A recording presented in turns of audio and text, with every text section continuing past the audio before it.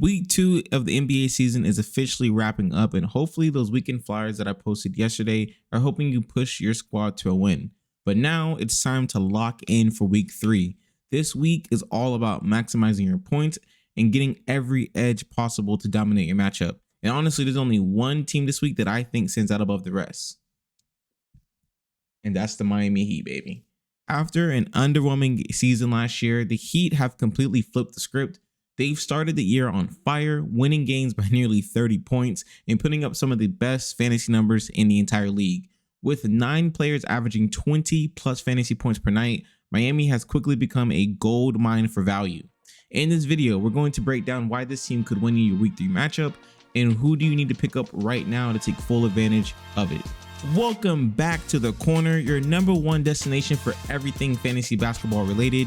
Today, we're breaking down the best team to start this week and the one you absolutely need to sit if you want to win your matchup. But before we jump in, listen, if you're not subscribed yet, you're putting yourself at a huge disadvantage. Every single video here is designed to give you the edge over your league mates. The rankings, the waiver wire steals, the trade targets, it's all information that your league wished they had first. One click separates you from being just another manager and becoming the one nobody wants to face. So stop scrolling, hit that subscribe button, turn on the notifications, and let's lock in. Because after this video, you'll never look at your lineup the same ever again.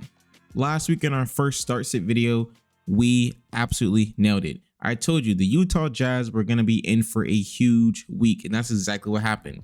Laudi Markkanen has been putting up almost 70 fantasy points per night this week. Walker Kessler is sitting around 50, and Keontae George has been averaging over 40. Those numbers might shift a little bit depending on how Friday and Sunday's games go, because I'm recording this on a Thursday night. But the takeaway is clear that the analysis was spot on. The Jazz absolutely dominated their schedule, and if you started them, you probably dominated your matchup as well. On the flip side, my sit of the week played out exactly as I expected, with just 2 games on their schedule and both of those games being absolutely brutal matchups. There was no upside there. Their highest fantasy score so far this week is sitting at 28 points total. That's exactly why paying attention to team schedules matters. You can have elite players, but if the volume isn't there, you're at a disadvantage before the week even starts. So heading into week 3, the team I'm locking in at the start of the week is going to be the Miami Heat. They've got 4 games on the schedule, and while the matchups may be balanced, 2 against top tier defensive teams and 2 against the absolute bottom half of the league, that's exactly what makes them so intriguing.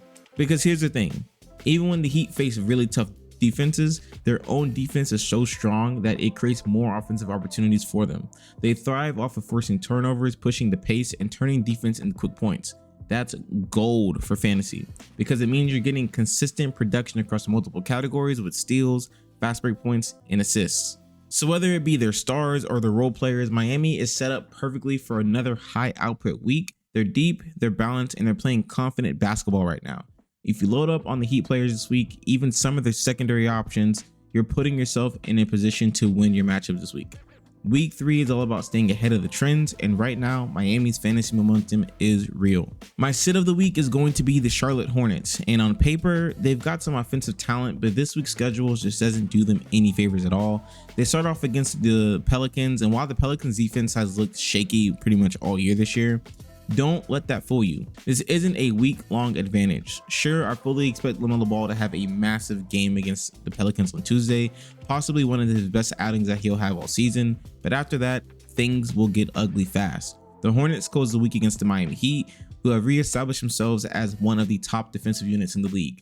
Miami smothers opposing guards, switches on everything, and they force low efficiency possessions, which is a nightmare for any fantasy player relying on volume scoring like LaMelo Ball. Combine that with the Hornets only playing 2 games this week, and you've got a bad setup for consistent production. So if your lineup or your fantasy team relies heavily on LaMelo Ball or any other Charlotte players, this might be the week they hit the waiver wire and try to find some short-term replacements with more games on their schedule. It's not about benching your stars permanently, it's about maximizing their output. The Hornets schedule is simply too light and also too tough defensively to deliver big fantasy output throughout this entire week. And throughout this week, there are 3 players I'm specifically targeting on my waiver wire, and all of them come from the same team that's been quietly dominating the season. Again, it's just the Miami Heat. First, we've got a trio of under the radar contributors with Nikola Jovic, Davion Mitchell, and Simone Fenicheco. I probably butchered his name. Each is averaging 20 plus fantasy points per game while carving out meaningful roles in Miami's rotation. These aren't random stat spikes like you may see from a random guy. These are guys who are producing consistent rotational value on a team that's winning games by playing smart, efficient basketball. What makes them especially appealing this week is their low competition on waivers. Every single one of these three, they're rostered in less than 5% of ESPN leagues. That means they're out there sitting on the wire, waiting to be picked up before everyone else realizes what's happening in Miami. And if Norman Powell continues to miss time with that sore groin injury that he has going on, keep your eye on Pele Larson. He's been stepping into larger minutes and showing flashes of becoming a legitimate short-term add. Miami's rotation is super deep, but when they're missing key pieces, they make up for it by spreading opportunity, which is gold in fantasy. So if you're looking to strengthen your bench or grab an edge in scoring in minutes, start with the Miami Heat this week. Every one of these players has a chance to give you meaningful production in points leagues and category formats, even in the lock-in mode on Sleeper. And the best part is, you won't have to fight your league mates to get them.